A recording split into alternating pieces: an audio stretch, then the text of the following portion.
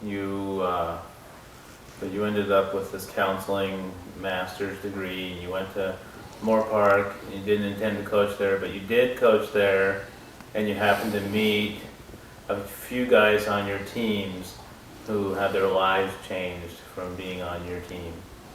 And one of those is a young man named Jim Cundiff.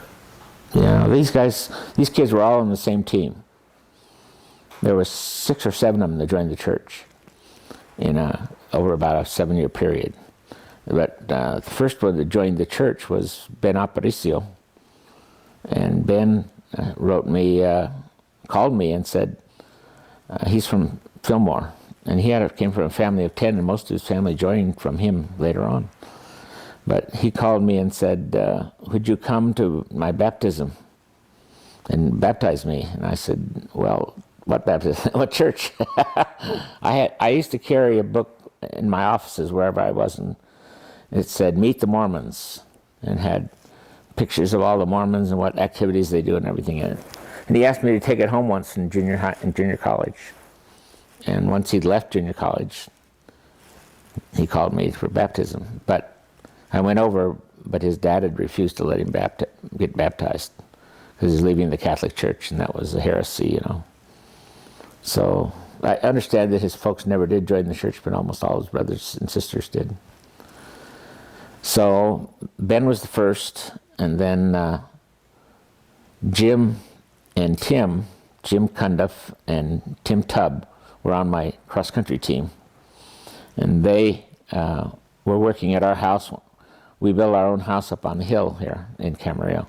Bought some land, and then over a period of 8 months or so, we built a house ourselves using a contractor to help us. And I just wanted to do that sometime. Lived in the basement of the house while we were building it. And so that was a great learning experience, and we saved a lot of money for a house that, you know, was worth $200,000. We paid $58,000 for it total, land and all. And while we were getting the rugs put in our house, and Jim's father was the company, and Tim and Jim were installing them. And while that happened, Tim and Jim were very best friends. Jim went to Humboldt State to run cross country, and Tim went to Cal State Fullerton to run cross country and track. They were working away, and Jim had just had a baby girl. She was now 3 years old, and so these kids are out of college, you know, out of university now. And Jim's wife went in on a Friday to have a baby, and so they took the little girl, Amy, over to the little red-headed girl over to the grandparents to take care of her while Jim brought her, going to bring her home from the next day from the hospital. And Amy somehow got through the fence and was near dead in the pool. And they found her. And so they rushed her to the hospital. And the night before Jim had to take his wife home, and she was sleeping in the hospital, Jim was up till 4 o'clock trying to keep Amy alive. And she died at 4 a.m. in the morning, or something around that time. And Jim went home and slept for 3.5 hours. I guess he slept. He had a rough time of it. But he had to pick her up at 8 in the morning with a new baby and tell her she lost her other child. And it was a tragic situation. And I knew about it. He knew about it. Everybody knew about it. It was just sad. And Tim was broken up because he loved Amy also. And I was playing church softball. I can't tell the story without tears, because the Lord was right there with me.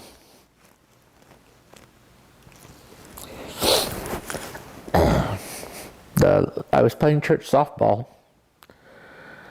and before this happened, Jim and and his wife were just going crazy over this. And his wife had a vision the night, about 2 nights after it happened, of a white personage up in the corner of the room, just about like a big light. She couldn't see much of anything but light, telling her that Amy was okay. She's not having any problems. She's in a good place. And for her to relax and take care of her other baby. And all of a sudden, Jim was still, well, he didn't see that. He slept right through it. And he woke up and he was crazy. But she wasn't. From then on, she was calm. And anyways, coming home, I was in my softball, playing fast pitch softball for the church in my pickup truck. And I had my dirty socks on and my spikes in the car, you know, dirty uniform, sliding into second base. And I came home and I was supposed to make the second right turn to go up Mission. And I went to Anacapa and I had the strangest feeling, just a kind of a voice saying, turn right here, turn right here. And I, no, I'm in charge of this. I don't know who that, you know, I'm not much about spirits. I wasn't that close to the Lord. The Lord was being close to me for them, not that I was close to the Lord. And I was at the right position, the right time to help them. And that was the Lord's need, not mine, you know. So he used me. So I finally decided I would turn right, but I'm going to make a left turn up here on Catalina at the bottom of the school, because I'm not going anywhere that somebody's telling me to go to.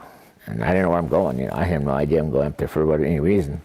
I get to Catalina and start to make my left turn, and I just heard that thing was so strong. And I thought, now it was a voice now. It wasn't just a feeling, you know, it was a voice kind of feeling. And, yeah, I'll go up. And I went up and they said, turn right here and go to Jim's house. By then I'd given up, you know, like, I'm not going to fight it anymore. What am I doing up here? I'll follow it. And I went to the door of their little house. It was a little single one-room house, just still there. And they had a big grove of eucalyptus and citrus trees out and back. And Teresa said, Jim and Tim are in the back. They were out in the grove and they were sitting on some logs and talking.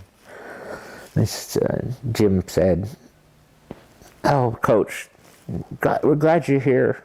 He said, we've been looking for the Lord. You're just the one we want to talk to. And I'm going, they don't know how I got here. That's the first thing they said to me, is like, now I know why I'm here. But I didn't tell them the lesson, how I got there. And I proceeded to tell them about things I didn't know about the church.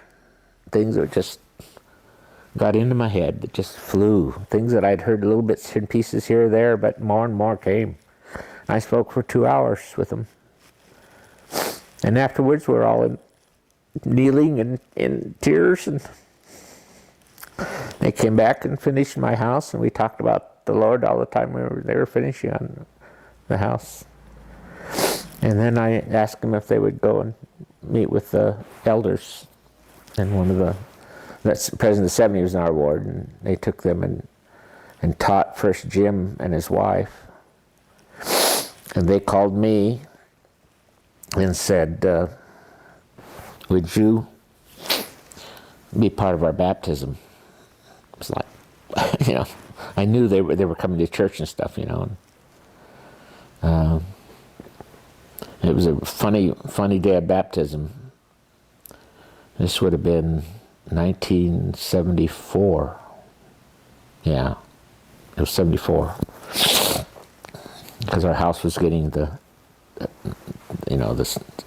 stuff in it. We were living in it in 74. 74, 75 is when we moved in. 74, we moved into the basement. And the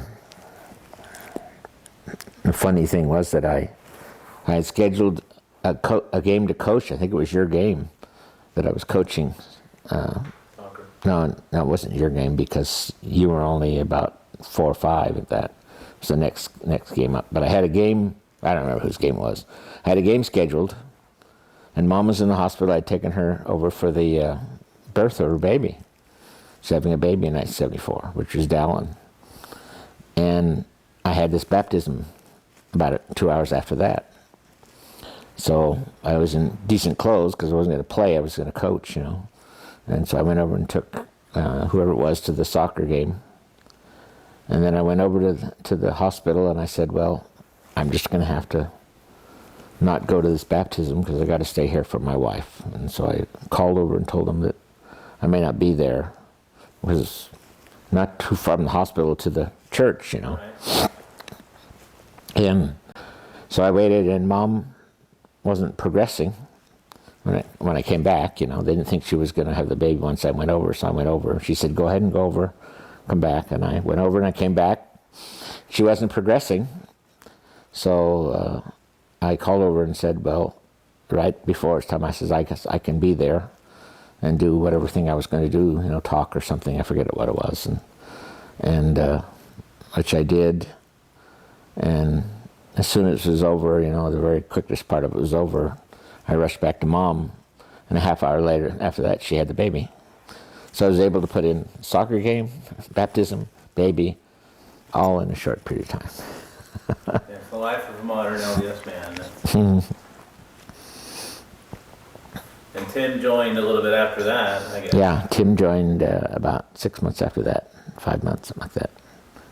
Tim had lived with Tim and his brother Brian had lived at our house.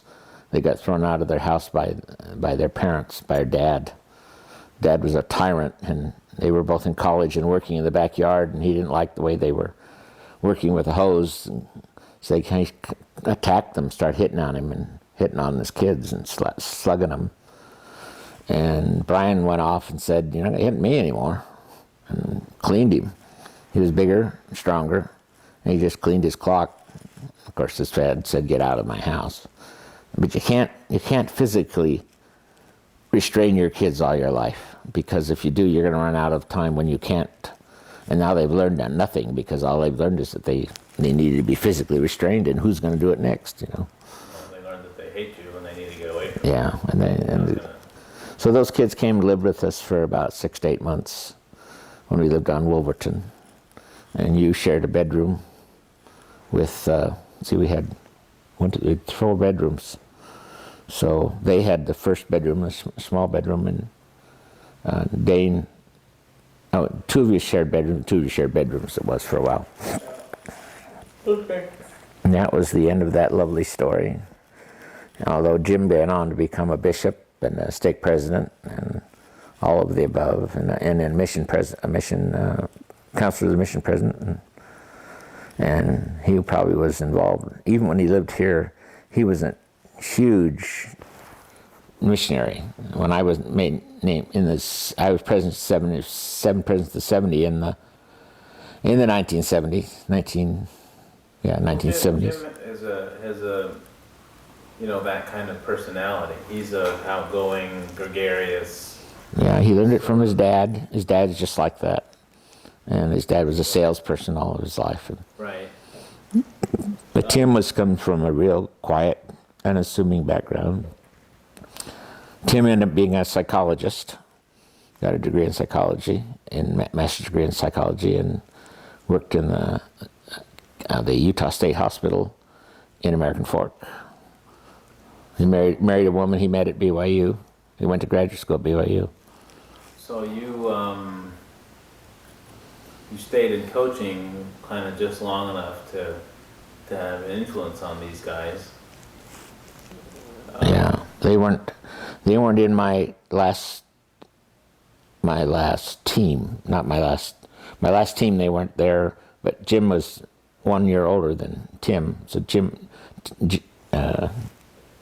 Cundiff was in my first 2 teams at Moore Park College, and then he talked Tim into come in. Tim was a real find to make my teams great, because Tim brought with him. They were the cross country champions from Camarillo. They tied for first for the cross country champion of CIF, large schools, and they both came but Jim bought them. Well, see, here's the point I'm trying to get to is that if it wasn't for Coach Brinkman at Moore Park, there would have been no Tim and Jim join the church, nor Ben, nor I never thought of it that way, going backwards. That's really true. I had gone on to BYU. I came to Moorpark from BYU. So maybe you can think back, you know, and why did I want to become a track coach and go into track? This is my first thinking of it just now, what you're talking about. You know, there's some people along the way. Yeah. You know, There were 4 other kids who later joined the church from that team, and the last one made it a point to come to my Oxnard office and make an appointment with me and tell him that he had joined the church. Another runner from those teams. And then there's a lot of guys that are just good guys now. I hear from them. You know, the one whose daughter is going to Moorpark College, who I sent to UCLA. He was the best quarter miler and half miler in Southern California. And he came to Moorpark because his father wanted to make sure that he graduated because he didn't do well in high school. And so he came to Moorpark. Now, everybody thought you couldn't recruit in those days. You had to take whatever you came from to your school. And here's the best half miler and second best quarter miler in the state shows up on my door. And literally shows up at my office in the day of registration and says, "Hi, are you Coach Brinkman? I'd like to." So I started calling some people I knew to find out what I'm talking about here. Best there was, he showed up. And so I don't know about, looking back, I would say there probably is, there has to be. There's nothing happens without a reason. well, see, you didn't serve a full-time mission, but your missionary efforts in their own way were probably more successful at Moorpark College than a lot of people's full-time missions are. No, more successful in baptisms, being part of baptisms, because I don't believe that baptisms that come from missionaries, they come from within Well, I'm people. just saying that the Lord, you know, and as a full-time missionary, there are times when someone will be meeting off and on with missionaries for a long time until the right person comes to town, Yeah. and it makes sense for them finally, Yeah. and they're ready to do it. And so, you know, it's in His own way and at His own time, the Lord brings the right people together. When I The right place to achieve His goals. when I was first hired at Moorpark, I was not hired to be a track coach. That was asked me to do that later. I already had a job, already set up to what I was going to be doing, and they added track coach to it later because the track coach couldn't pass the science departments. The guy who was the quarter miler that won the Olympics was going to be the track coach, but he couldn't pass the science. But he was a geology major, and they wouldn't let him teach geology. In those days, you had to have a full-time job to coach. So I was already on the staff. I was working in student activities and counseling, which I got a background of that, not in high school, but at BYU in my doctoral program. And so we came here to Moorpark because I applied for 140 jobs all around the state and Oregon, Washington, at junior colleges. And finally found 2 or 3 jobs. I got about 5 or 6 interviews, one in Gold Beach, Oregon, and went around and interviewed all those places and had a couple jobs to choose from. Well, I mean, the way I look at this, And this I got the job in January, February. I look at this, you know, there's a grand plan for all of us that's kind of more general. And then the Lord also has a plan for each of us here that's more specific. Yeah. And in His infinite wisdom, you know, He'll influence you to feel better about certain choices and other choices, and I think it is a beautiful thing to look back and go, you know, if I hadn't have made those choices, there'd be some things in this world that are really different. Not necessarily in the realm of consequences, but, you know, I was able to be an instrument of the Lord when He needed just the right instrument at the right place at the right time. And it's weird because I started teaching in Idaho Falls and went to King City, California, in the middle of nowhere, teaching junior high school and coaching in high school. and then to a master's degree, and none of this had really anything to do where I was going to go coach at any college at all. I had no idea in that. I was just getting degrees, and my master's degree was in health, and it was kind of they called it physical education. Health was a combination of the two, where I had to rehabilitate somebody from a heart attack as part of my my master's project.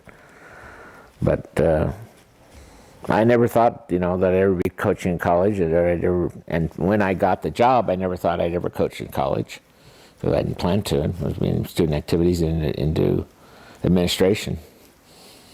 But I soon didn't like administration. I liked administration, but I didn't like student activities, because nobody treated it as such, as being it was something for them to play with rather than reality. I projected doing things differently, but they never liked my ideas, because that meant the students would have a say in what we do.